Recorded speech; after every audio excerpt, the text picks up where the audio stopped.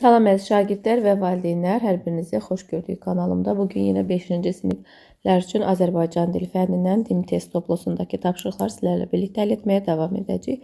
Artıq səhifə 47-dəyik, 3-cü bölməyə keçdik. Bölməmizin adı ana təbiətdir. Bu bölmədə uşaqlar nəyi bilməlidir? Bu səhifədə onunla tanış ola bilərsiniz. 48-də isə qaydalarımız var. Gəlin qaydaları təkrarlayaq. Kök və şəkilci, leksik və qrammatik şəkilcilər haqqında yazılıbdır. Kök və şəkilci sözün mənalı hissələridir. Sözün ayrılıqda işlənə bilən və leksik mənası olan hissəsinə kök deyilir. Şəkilçi isə sözün ayrılıqda işlənə bilməyən, yalnız kökə qoşulmaqla müəyyən bir qrammatik məna ifadə edən hissəsinə deyilir. Azərbaycan dilində adətən əvvəl kök, sonra şəkilçi gəlir. Şəkilçilər leksik və qrammatik olmaqla iki yerə bölünür.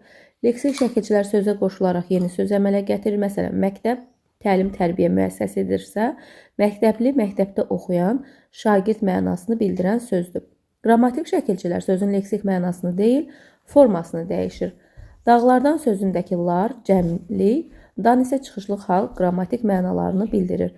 Bu şəkilçilər sözlər arasında əlaqə yaradır. Nəticədə söz birləşməsi və cümlə meydana gəlir. Məsələn, elin gözü, burada in və ü, həmçinin dir. Elin gözü tərəzidir. Burada qrammatik şəkilçilər də sözlər arasında əlaqə yaradıbdır. Sözün quruluşca növlərinə keçək. Sadə düzəltmə və mürəkkəb sözlər. Cəmiyyət inkişaf etdikcə yeni sözlər yaranır və dilin lüğət tərkibi zənginləşir.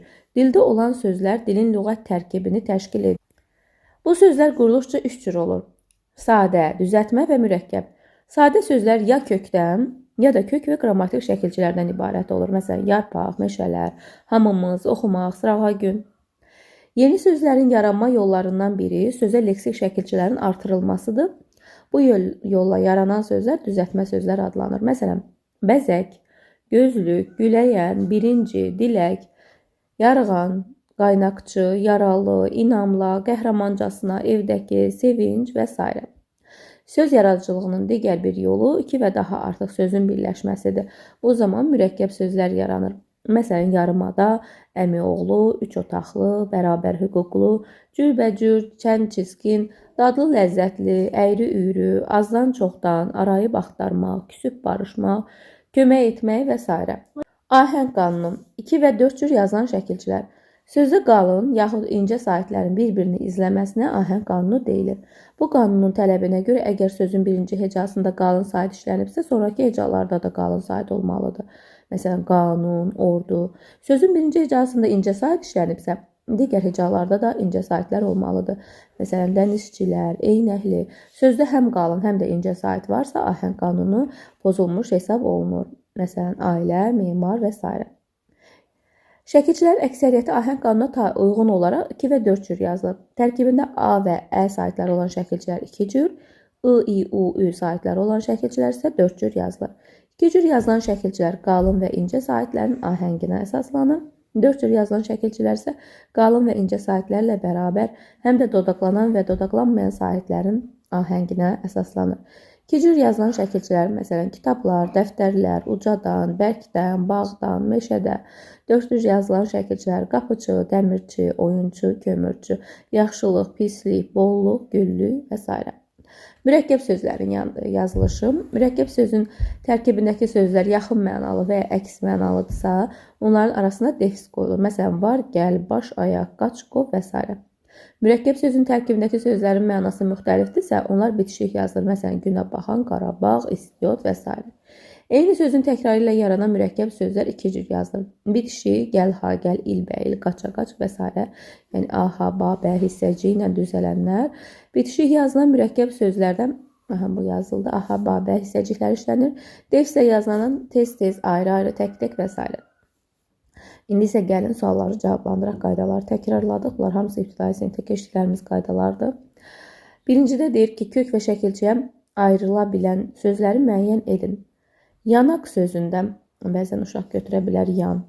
Amma köklə şəkilçi arasında məna əlaqəsi olmalıdır. Yanmaqdan insan yanağı yarana bilməz. Ona görə burada sözün kökü ilə yanaqdır. Şəkilçi yoxdur. Sonra yarğan. Yarğan bəli.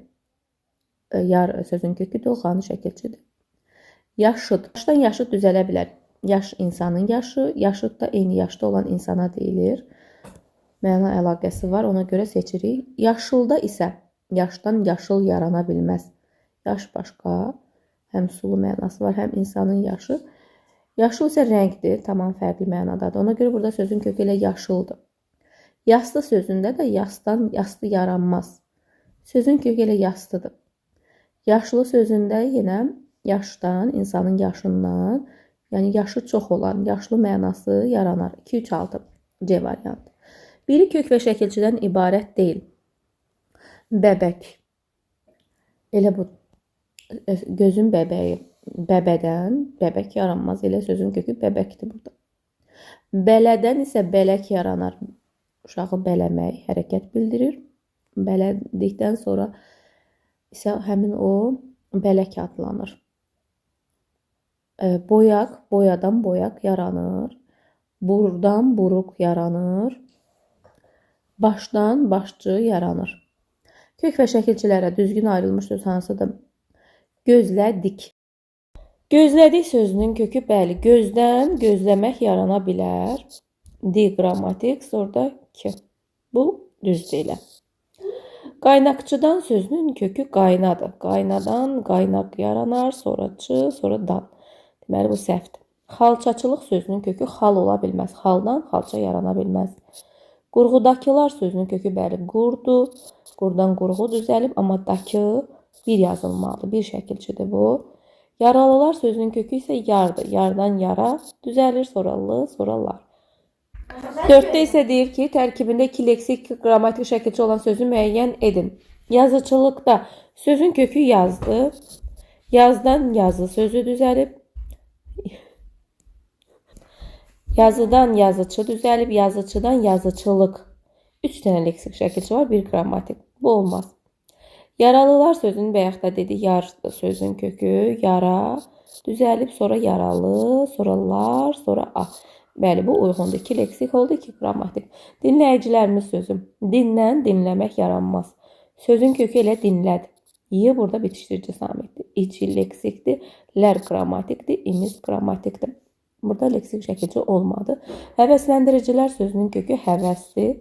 Həvəsdən həvəslən, həvəsləndən həvəsləndir, həvəsləndirdən həvəsləndirici, lərdə qrammatik. Alıcılardan sözünün kökü al, ıcı leksik, lar qrammatik, dan qrammatik. Burada bir leksik var, ona görə bunu da seçə bilmirik. Keçirik səhifə 50-yə. 4 variantlı şəkilçilər hansı sahitlərin ahənginə əsaslanır? 4 variantlı, yəni I, I, U, Ü ilə yazılanlar idi. Onlar həm qalın, incə olmağına əsaslanırdı, həm də dodaqlanan və dodaqlanmayan. Bayaq qaydada oxuduq, gəlin təkrarlayaq həmin hissəni. 4 cür yazılan şəkilçilər qalın və incə sahitlərlə bərabər həm də dodaqlanan və dodaqlanmayan sahitlərin ahənginə əsaslanır. Deməli 1, 2, 5, 6 B variantı. Hansı cümlədə 2 sözün tərkibində leksik şəkilçi işlənmişdir? Xoşbəxt o kəsdir ki, ürəyində sevinç var. Burada bircə sevinç sözündə leksik şəkilçi var. Sevinç sözün köküdür, sevindən sevinç yaranır. Xoşbəxt sözündə şəkilçi yoxdur. Bu mürəkkəb sözdür. 2 dənə kökü var. Külək böyük dağıntıya səbəb oldu. Bəli, burada bir dənə böyük sözündə var. Böyükdən böyük yaranıb. Dağıntıya sözündə isə sözün kökü ilə dağıntıdır. Ya da qrammatikdir. Dostla su iç, düşmənlə bal yemə. Burada ümumiyyətlə leksik şəkilçi yoxdur. Kəskin dil insan üçün vergidir. Kəsdən kəskin yaranar, verdən vergi yaranar. Deməli, burada 2 dənəsində var. Tələskənlik kədərin, səbir isə sevincin açarıdır. Burada sözün kökü tələsdir. Tələsdən tələskən yaranıb, yeni söz düzəlib. Həmçin sevindən sevinc yaranıb, həmçin açdan açar yaranıb. 3 söz də var. 2 leksik şəkilçili sözləri müəyyən edin. Qapaq sözündə sözün kökü qapa, qapamaq. Qapadan qapaq yaranır. Bir dənə şəkilçi var. Dilək sözündə də dilək sözündə sözün kökünü dil götürə bilərik. Dillə diləmək olur.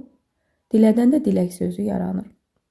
İstək sözündə isə sözün kökü istədir. Ki, bir dənə şəkilçi var. Ələk sözündə də sözün kökün əl götürə bilərik. Əllə əliyirik, ələ, sonra da ələk.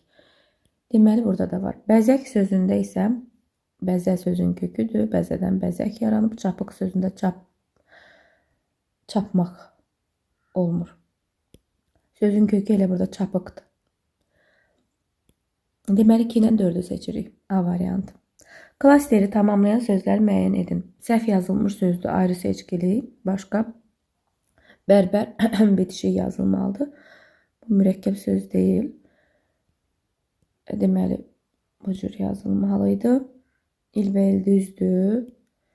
Qonaq qara düzdür. 51 də bitişik yazılmalıydı. Müxtəlif mənalı sözdür.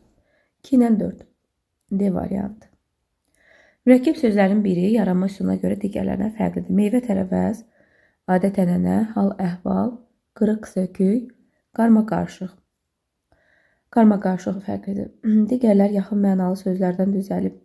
Qarma-qarışıq isə bir tərəfinin ayrılıqda mənası olmayan sözdən düzəlib. Qarma sözü yoxdur. Uyğunluğu müəyyən edin. 2 variantlı şəkilçi, 4 variantlı şəkilçi. Tərkibində qapalı sait varsa 2 variantlıdır. A və ya Ə varsa, daha doğrusu A və ya Ə varsa 2 variantlıdır. Qapalı sait varsa 4 variantlıdır. Lıq, lig, luk, lük məsələn 4 variantlıdır. Icı da 4 variantlıdır. Icı, ici, ucu. A, Ə 2 variantlıdır. 1-ə uyğundur. E. Bir də dar, dər olmur. Dar bir cür yazılan şəkilçidir. Baxmayaraq ki, tərkibində A var. Bu deməkdir ki, bütün tərkibində A olanlar 2 cür yazılır. Bəzilər sadəcə bir cür yazılır. Amma daki, dəki 2 cür yazılır. Deməli, 1-ə C ilə E-ni seçdik, 2-yə B ilə D-ni seçdik. B variantı. Bəli, suallarımız bitdi. Ümid edirəm sizlər üçün faydalı oldu. Sağ olun, yeni videolarda görüşərik.